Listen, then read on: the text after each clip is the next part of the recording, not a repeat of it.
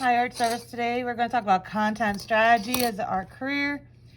It focuses on the planning, creation, delivery, and governance of content. And we're going to take that in the direction of game design, a major in art that has blown up since the internet was available in the palm of your hands.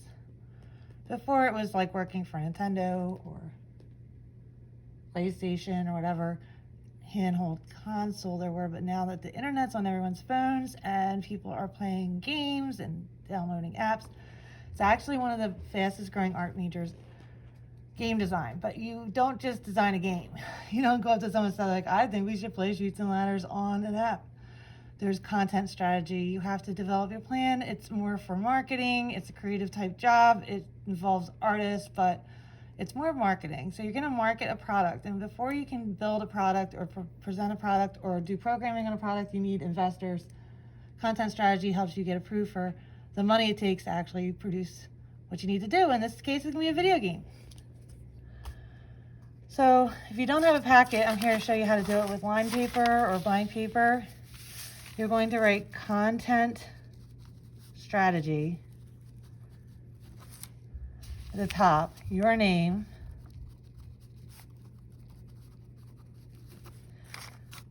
and then number your paper as you go. Number 1, you're going to set your goals. How many games would you like to sell? And write your answer. Number 2, determine your target audience. So you're going to pick an age range. You're going to work the angle and do keyword research. So right here, you're going to basically talk about the story mode or competition of your game. Number 4, analyze the competition. For that one, I'm going to recommend you open up either Google Play or the App Store on your phone and search the keyword candy. We're going to do based on children in the age range of 3 to 10 based on candy. So for the number 4, analyze the competition, you're going to search on Google Play or your phone's app store. Keyword candy. Number 5, you're going to choose your distribution channel. Do you want it on a handheld console?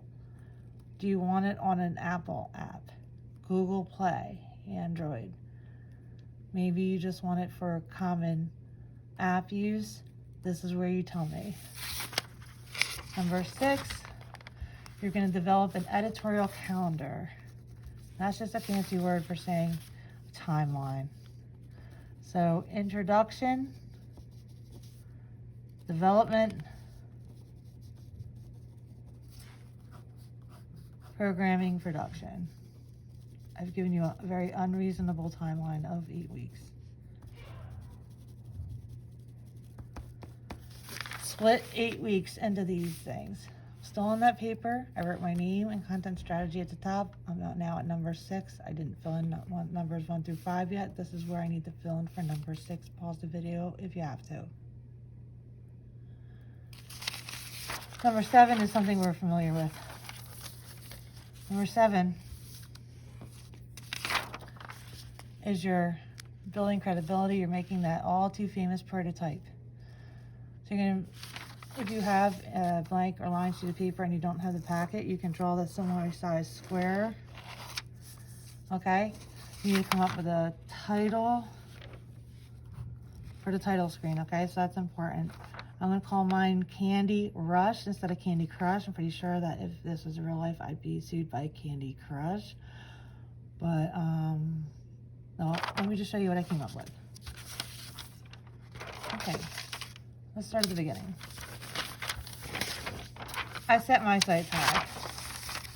I think I could sell 1 million games. If you think about all the cell phone users in all the countries in all the world who download apps, 1 million is a very reasonable goal. In the 3 to 10 category, I'm going to market mine towards ages 7 to 10 because those are my son's ages, and I'm like, yeah, I know them very well. Number 3, Story mode competition, I decided to make mine timed. Contestants will compete against themselves to collect candy, and you'll have to beat your old time.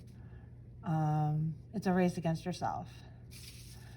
The three things that I typed in Google Play or the apps, I think I did on the App Store, was Candy Crush, of course, Candyland, and Unicorn Carnival Food. And I'll take any three other competition games that come up with that, whether you have to use a Google search engine or go into an App Store and find out. I'm going to make mine available on the App Store, free with ads, which is very popular because more people will buy your game. And the way you get your game funded that way is through the advertising you sell. That's why the app is free. Anyway, number 6, you can see here I was like very back and forth. I think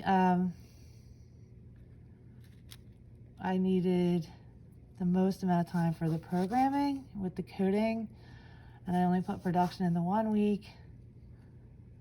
1, 5, 8, 9, 8 weeks, 4, 3. This is content development, it was 3 weeks. I thought I needed all the story modes, especially since you're competing against yourself, to do this. Kind of like how you walk up into Candyland and Candy Crush if you ever played it. I thought that would take the longest amount of time. So 1, 3, 3, 1 equals 8 weeks. Like I said, an unreasonable amount of time.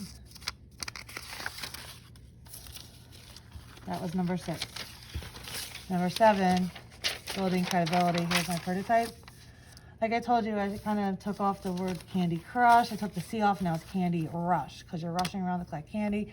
I did a candy cane, a donut, and a wrapped up piece of hard candy like the butterscotch. Everything I need you to see is on this. Here it is. Include colors, black background, neon letters, buttons for start, but start, and you can click a button to see the high score. Graphic, title, filters, graphic, title, and then for fillers, I put little Skittles in the background. So it's candy related. So once again, if you don't have a packet, you're going to number your paper from 1 through 6. And number 7. If you need to pause your screen to write down the questions, do so now.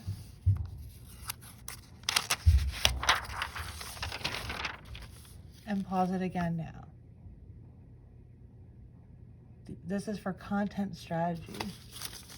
A more marketing approach for creative types. It's the next thing in our packet. You may work without a packet. I just showed you how. Have a great day. See you on the meet.